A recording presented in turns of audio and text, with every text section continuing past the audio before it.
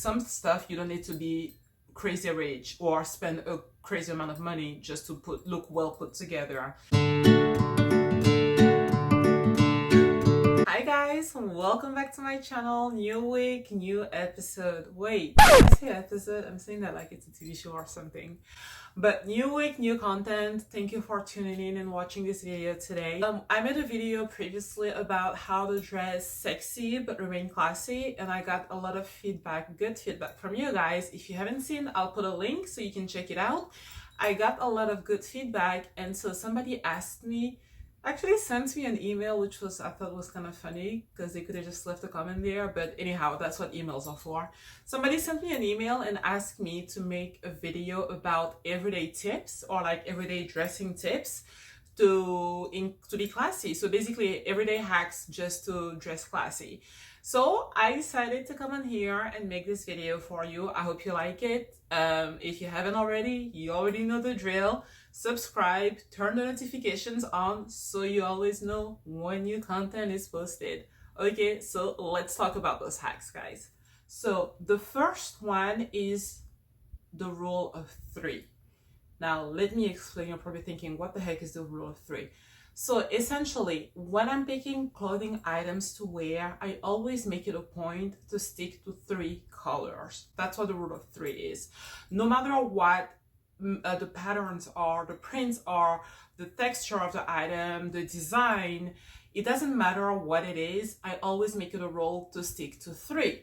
So if you're wearing something that has multicolors, like a bodysuit that has maybe yellow, pink, and red, you already have a lot of colors there. You essentially have already those 3 colors. So whatever accompanying item that you're going to be wearing with the rest of your outfit, you should make sure that it's either one of those colors to minimize the clash of the outfit, or just pick a neutral color like white, black, or tan. Your look will seem like it's actually been well thought of and well put together, not like it was just brushed or like you got dressed in the dark. It will come across as something that was actually intentional and that is very presentable and classy. There are 2 theories when it comes to the color palette that are also important to know so that you can actually understand how to put an outfit together. So the first theory is called the tonal theory, and then the complementary. Tonal means that essentially the items that you're wearing are all going to be within the same hue. So for example, as I'm showing you right now, here I'm wearing some brown pants with a brown bodysuit, but it's 2 different shades of brown, but you see that they look streamlined, it looks well put together, and it's within that same hue. It's just different shades of brown. So that's what the idea is. Now I am adding a coat on top of this, which is more of an off-white, but it's still within that brown palette. It's just a very much lighter shade, almost close to white. So that's what tonal is. Tonal essentially means uniform, meaning that you're sticking to the same shade or the same color, but that has different hues. So the outfit still looks like it's very streamlined and it looks very clean. This look is really clean. It may not be for everybody. You may be one of those people that likes to dress funky or likes to have bold patterns or bold colors, and that's entirely okay. If you don't like this, or if this is not for you, then this is what the complementary notion is. So the complementary means that essentially when you look at a color palette, you basically want to pick colors that are opposed to one another. So you look at this color palette, you see that the opposite of red is green. So that means that if you're wearing red and you want to add a contrasting color or something that's going to be bold to that item, then you want to pick the color right across from it, which is the green. So that's the idea of contrasting. Essentially, they call it nowadays, or we call it, or like in everyday lingo, we call it color blocking. That's what it is. So either you like a tonal outfit, which is more monochrome, there's not a lot of colors going into it, it's just one color with different hues, or you're more of a color blocking person, which means that you're more bold on the fierce side and you're not afraid to experiment with your fashion. So I find myself in a little bit of both. Like I'm showing you now in the second example, I am wearing a blue shirt with red pants because those are 2 opposing colors on the color palette that I just showed you, the color wheel I just showed you. I'm also wearing now the same blue shirt with a yellow skirt, which is also another good combo when it comes to color blocking. So this is essentially more for those who don't like necessarily like the monochrome, classy looking type of look. In either one of those cases, especially in the second cases, in the case of this contrasting and color blocking, make sure to apply the rule of three. I already have blue and yellow, I have blue and red, so I don't want to add anything else that's going to be extra. I don't want to add two more colors because it looks messy. Now with those two, whatever I add as a third color for me would probably be something neutral, because those are already bold enough and already clashing, and I don't want to walk around looking like a clown. So if I had to pick a third item, whether it's a clutch, whether it's my shoes, it would probably be something neutral.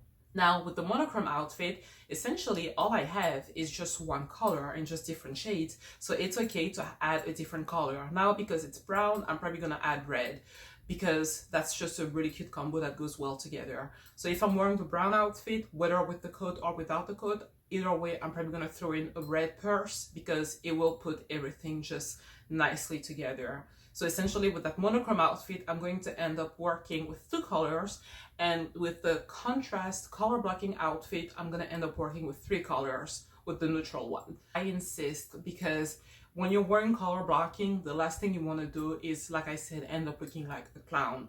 And your outfit can go really easy from cute and edgy to just ridiculous. So rule of color of three, as well as those color theories, are very important, and that's the first hack to dressing classy every day. The second hack is to invest in classic items and not necessarily trendy items. Now, I've made a video about classic items that I think everybody should have in their closet. I'll put a link up here. But if you haven't seen that video, which I actually recommend you watch it, if you haven't seen that video, I talk about some items that actually would work well on any kind of body type. So this is not just for tall people, short people, or those who have curves. This applies to anyone. They're always flattering. That being said, every once in a while, even I find myself being guilty of wanting to like stay with the trend and buy stuff. But you have to realize that this is just fast fashion and items come and go. And what you're wearing today, especially nowadays, those things that we see on social media with influencers and stuff, they are cute, but they're not long lasting, because 2 months from now, there's a new trend that pops around. So it's good to be knowledgeable about classic items that are going to be timeless no matter what and remain in your closet. Like, for example, this coat that I showed you, to me, that's a classic piece. The color makes it timeless. The look, the cut means that I can wear it every fall for like years to come, because this is something that's very plain and simple. So it will never be out of style, because that's the whole point of classic items, your basic staples that are always useful year round. So it's very important. If you want to be trendy, it's okay to be trendy, because we all do. You can have some items, but for the most part, make sure that you invest in classic pieces, because even your wallet will thank you for that. You won't have to hop from one trend to another all the time. That's probably one of the easiest hacks, to be honest. The third hack is invest in your beauty routine and in your hair routine.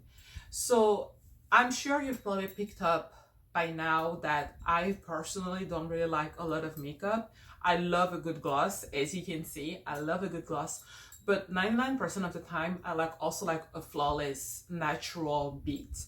I wear makeup, don't get me wrong, but I always try to do it in a way that's a bit more minimal. I just go ham with the lips. I don't like bright eyeshadow. I don't like bold eyeliner. I've experimented with those things, but nowadays I find it that the less busy my face is, the better it is. And I think if you pay attention even to models on the runway and things of that nature, you'll notice that they all tend to have a classic look, a classic face, except when they're doing obviously shoots, photo shoots that are over the top. That's when they look very busy and have a lot of stuff going on. But for the most part, on an everyday basis, even if you go on somebody's Instagram, you'll notice that they are very natural looking. So they've mastered the art of no makeup. And that's what this is. Some days I only wear concealer, other days I wear foundation. It really depends on where the need is. Generally, I really do believe less is more. That's a rule that I go by. unless it comes to jewelry, that's an exception. But generally speaking, when it comes to makeup, it's good first to have a good skincare routine, because taking care of your skin will help minimize a lot of issues and will help minimize or lessen the amount of makeup you'll have to wear to cover up stuff. And two, even every day when you put makeup on, it's good to do it based on the need that you have.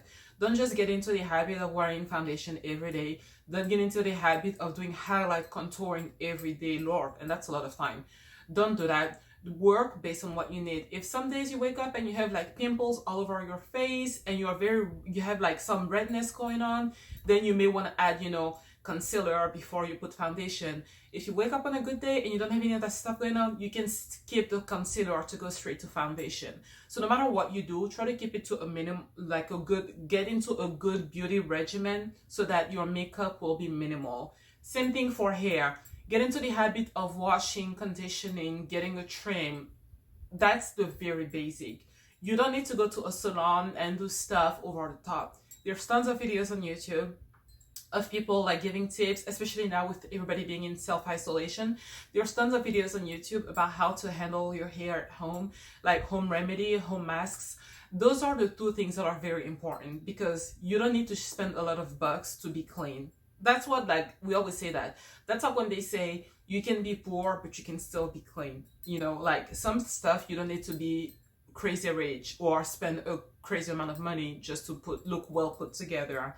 So invest in a good beauty regimen, have some good skincare product that you use that obviously work for your skin, and then wear minimal makeup. Wear makeup based on the things that you need to cover up. When you go from that, then you apply less products on your face and you come out looking more natural and just shining. Essentially, those are just the 3 rules that I really live by. The rule of 3, investing in a good skincare routine and taking care of my hair.